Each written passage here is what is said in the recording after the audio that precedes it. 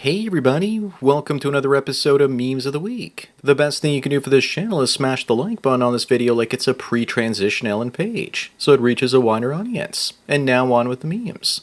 Number one looks like black women are now the most educated group in America. Actually, they're the most credentialed. That's the difference. A piece of paper doesn't make you smart. Not to mention that most of them have student debt as well. Also, useless degrees in sociology and gender studies are like the horoscopes of higher education. These women would do better to get master's degrees in twerking instead of being brainwashed by Marxists. Again, this just proves that education and knowledge aren't the same thing. Up next, these women clean the Juarez Theater after it gets vandalized by feminists on International Women's Day in Mexico. Maybe the police should have arrested the feminists and forced them to clean it instead. But that probably wouldn't have worked out all that well because they would have just made a bigger mess. This is just an example of poor women cleaning up after entitled ones. Middle and upper class women making life hard for the working class woman. Number 3 looks like leftoids are now busy regendering their cars as well as themselves. This is one way to thwart the crazy vandals by telling them that your Tesla identifies as the Toyota. It's crazy enough to work because those destroying the cars are also crazy themselves.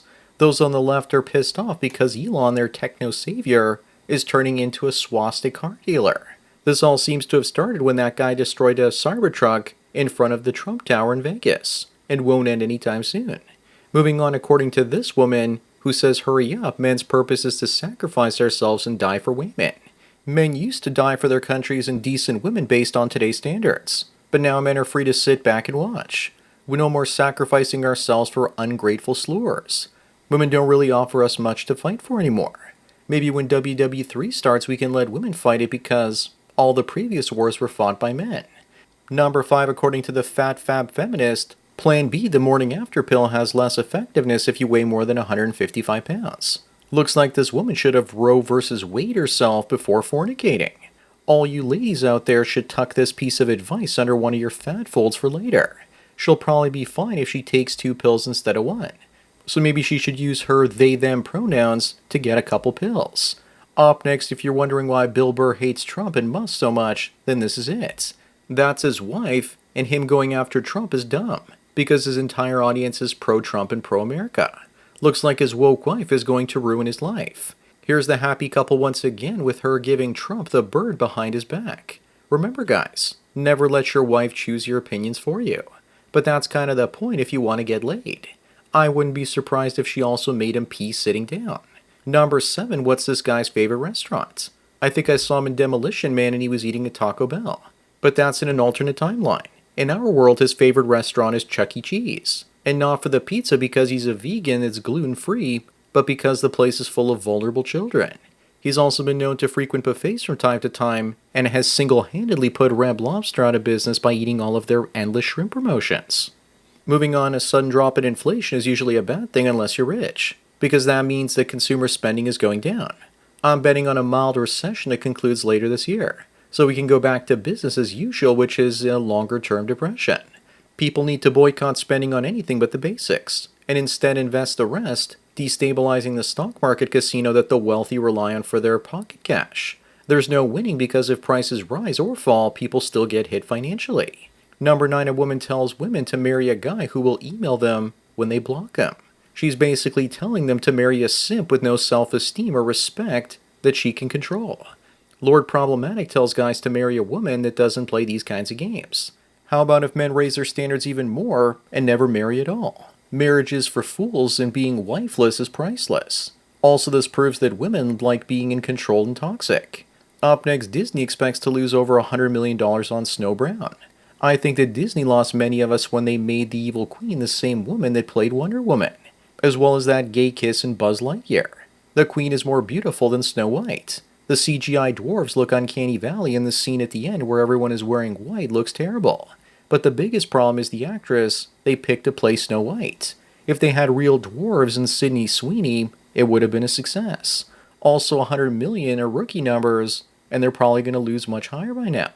Number 11, the new Starship Troopers is a remake I'm actually looking forward to, with the director from District 9. And it's going back to the original source material instead of giant bugs like the Paul Verhoeven version. It's going to be amazing because the director has already made bipedal bugs and robots before on a lower budget, and adapted District 9 from a book. I'm finally hyped for something. Hopefully there'll be cameos from the original cast. Moving on, Jordan Peterson says that marriage is the place where people can tie the ropes of their lives together. For me, it's a place where a woman builds a hangman's platform, puts the rope around your neck, where you pray that she doesn't pull the lever when she gets bored. Marriage is like playing Russian roulette with 4 rounds in the revolver. If you point out that there are bad women out there that'll wreck your life, people will just blame you and say you should have picked a better wife. Number 13, Rosie O'Donnell left America for a couple of months, and no one noticed. So I bet she then paid the media companies to tell everyone that she was gone, to try and get under Donald Trump's skin. He was probably laughing at her when he saw that she was gone. She seems to think that people care that she left, but no one cares. Here's a picture of Rosie's connecting flight to Ireland when it was in Canada. I hope Conor McGregor kicks her out if he wins. Up next, Jesse says that instead of addressing our personal discomfort, men are avoiding women altogether in the workplace. Yes, it's our fault for protecting ourselves. She might as well have called us cowards for no longer interacting with the women. Women don't realize that men are no longer attracted to them, and that we simply entered this self-preservation mode. Career-ending accusations are not merely discomforts. They are catastrophic thanks to HR complaints. Number 15, this guy voted for Trump and now his wife sits in an ICE detention center. Of all the things that never happened, this never happened the most. If you marry an American citizen, usually you get citizenship by default. I wouldn't be surprised if a woman made up this story so that American men don't go after illegal Latinas. They just probably want to do this to get the competition away from men that they believe belong to them. But if this did really happen, maybe he turned her in because this offered up an alternative to divorce. Moving on, here's the look on this girl's face outside a gas station at 4 a.m. when you tell her that you like her Cookie Monster pajamas. They look like they go great with her toothless meth mouth. She's so happy she'll probably go all Cookie Monster on your swing swing. Teeth are overrated anyway, so let her do her thing. She walked in for a snack and walked away with a new purpose. She looks like a discount Scarlett Johansson. Number 17, Shakespeare's birthplace will be decolonized over fears that his success promotes the ideology of white supremacy. Leftists will destroy everything because they cannot be anything themselves. This is all about envy. Luckily, his work is spread throughout the entire world and is impossible to eradicate. Europeans aren't even allowed to have their own homes and cultures. Here's an example of how they're decolonizing Shakespeare. Up next, this trans goddess says she's glad that we're close to having artificial wombs, so that cis women can finally go extinct. Yes, artificial wombs will come, but this trans person thinks that they'll finally get a date, which they won't. But that won't happen once sex bots show up. Both trans women and real women will be screwed at that point, no pun intended, because no one will want to screw them. A fetus has 6 million eggs. One abortion can lead to millions of babies. You do the math. Number 19, here's another woman that's upset because men aren't talking to her at work because they're afraid of Me Too. What she doesn't want to accept is that men behaving rationally is not fear. It's just smart. Dear sir, don't believe your eyes and ears when men are falsely accused and lose their careers and marriages because a woman at work is bored, mentally ill, and wants to cause chaos because it's fun. We all know that giving women the power to destroy men's lives goes way too far. Moving on, this pizza delivery man accepted he was going to die when he saved 5 kids trapped in a burning building. But where were the women to help those kids? Are we really to believe that 5 kids were left unattended? I think this must be that toxic masculinity I keep hearing so much about. This is what a real hero looks like, though. Just a regular guy. And how much you want to bet that their mother or mothers didn't even give him a tip? Number 21, 2 girls beat up a third girl who wasn't a Muslim on the bus for a sandwich, telling her it's Ramadan and that she can't eat. Then they attacked a driver. This happened in Italy, and this is what enrichment looks like. Either that or the early stages of jihad. Italy used to be a Catholic country. What the hell happened? The only solution to repopulate the West is artificial wombs and android parents at this point, and robots to keep the invaders out. Up next, here's Cinderella updated for modern audiences. She asks him to save her, and he says he won't because she's a strong, independent woman who needs no man. But in the end, if he didn't save her, she probably would have filed a case with the king's court against him for stalking and molestation. Women always say they're strong and independent when things are going their way, but they're weak and helpless when they can't deal with a physical danger. Whenever I see her face, all I can think of is this. Number 23, here's the average looks-mac couple in the year 2030. Give this couple a name. How about Sam and Bubbles? Other possible names include Fupa Troopas or Baboy and his bubble.